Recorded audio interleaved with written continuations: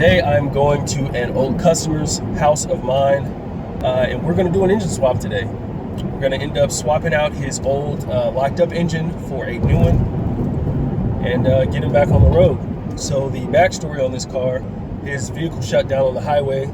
He called me out just to look over the vehicle and see what was going on with it. Try to start the vehicle. All you hear is clicks. So immediately I'm thinking, oh, maybe the starter's bad. I go into the vehicle, send 12 volts to the solenoid, still just clicks. So I end up checking the oil. Check the oil and it is overfilled. Anytime you go to a customer's house and they say that their vehicle shut off and you're not able to start it, it has a full 12 volts, and you check that oil and you see that it's overfilled, you most likely know that there was no oil in the car to begin with. They ended up topping off the oil and seeing if that would work. So when I saw that, immediately I knew that the engine may be locked up. I took my socket, put it on the crank pulley, and tried to crank the engine over. Nothing. The engine was completely seized, and I let him know this. Of course, he was bummed out, but I gave him two choices. It's either he can replace this motor, or he's gonna have to buy another car. A couple months go past. I completely forget about it, thinking that he went with the second option. He calls me back and he's saying, "Hey man, I got everything to replace his engine." So I'm like, "All right, great." So I set up a date and I'm going out to his house right now to pick up the car, load the engine, and get this engine swapped. Let's get it.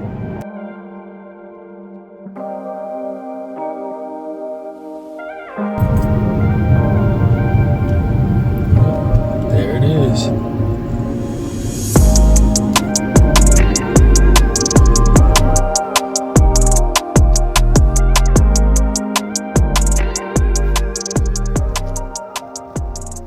All right, people, so we made it. The car is on the lift.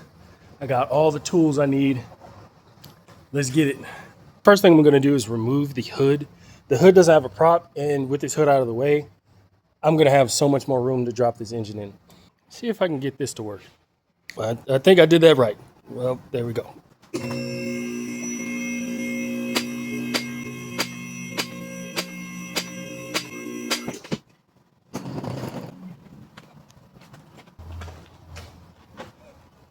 Crazy. The last time I worked on this car, I could not find my light for the life of me. It was right here under the freaking frame, so I got my light back. That's pretty cool.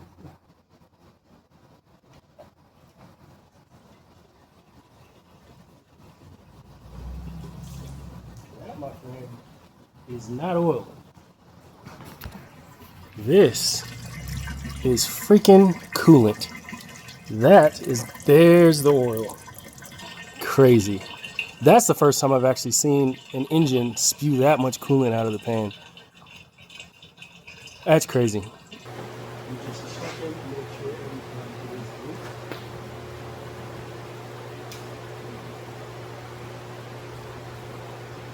No.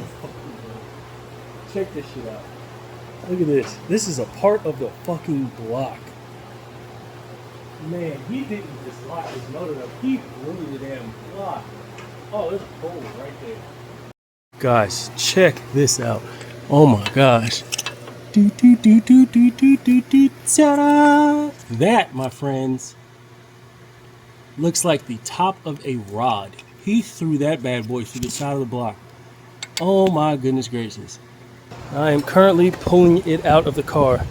I would love to show you all the step-by-step process, but as you can see, that little shakiness on my phone, it is not liking this heat. So this is all I got.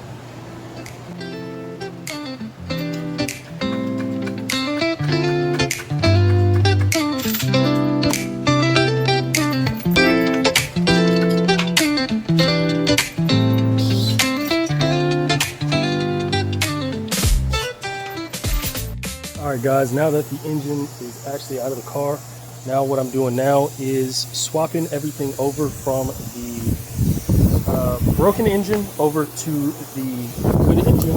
Basically removing all of the old clips. You can see from here, they're just all cut. So I'm just going to remove all of those and then install what I need from this engine to this engine, which is not much. This engine has the new engine has all of its sensors and stuff like that. It has all its sensors, it has all its coil packs, it has everything it needs. Once I start it up and say if it needs anything else, like a sensor's bad or something like that, I'll just take it from the old engine and swap it over to the new one and see if that fixes the problem. If not, he's just gonna have to get a new sensor or whatever is needed. But for now, that's what I'm gonna be doing. Yeah. All the junk that I took off. It's all the sensor connectors, the spark plugs, the exhaust manifold gaskets, the exhaust manifold themselves, the old flywheel, and the bracket was different for the pulley system, so I had to swap that over too. But yeah, this is all the junk that you don't need. But the engine is all put back together. I swapped everything over from the old engine to the new engine, and it is ready to go in. All right, drop her in that bad boy.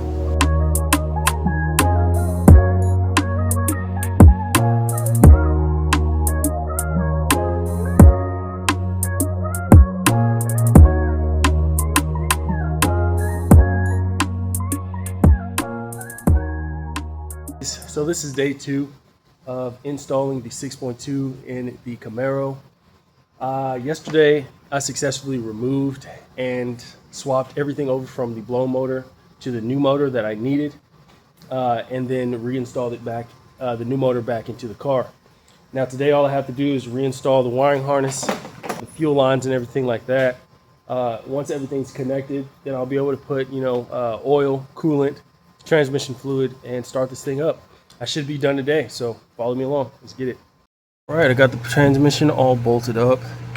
You can see here, like I said, I put some bolts up here up top to pull this side in. And over here, I did the same.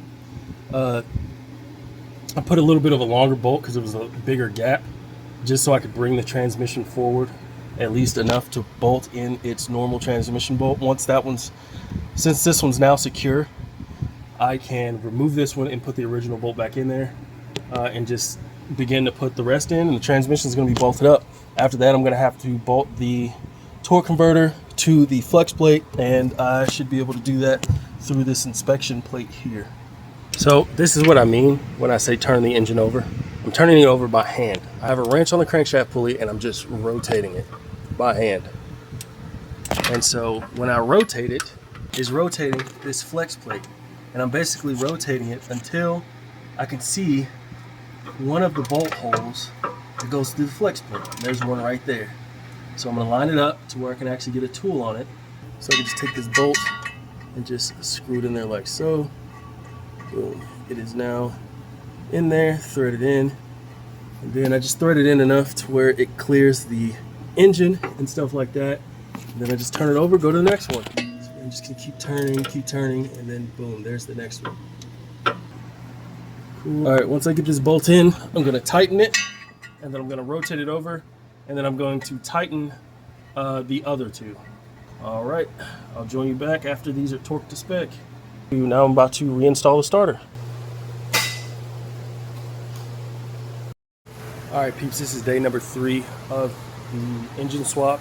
Yesterday I kind of got my ass beat by those dang AC lines, but finally got them in the correct position, finally got them bolted all up.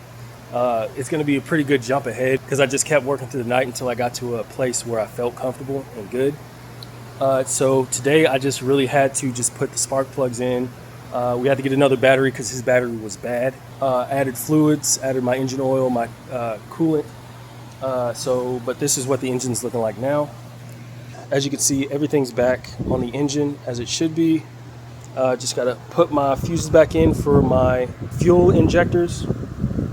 I've already built, the reason I removed them is just so I can build oil pressure in the vehicle, and then I'm gonna get the first crank. Let's get it. All right, so those fuses are now back in place. All right, it's time for the first start.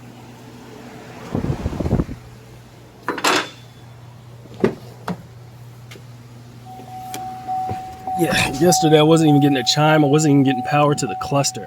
I was just like, man, nothing's turning on. But here we go. See how she does.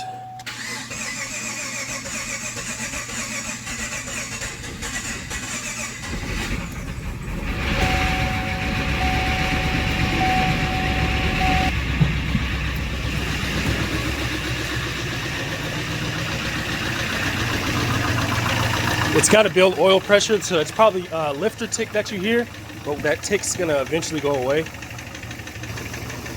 Yeah, she is running. You can already hear it's getting quieter and quieter and quieter. And yeah, man, she's ready to go. She's up and running again. Dope. So that's it for today, guys. Peace.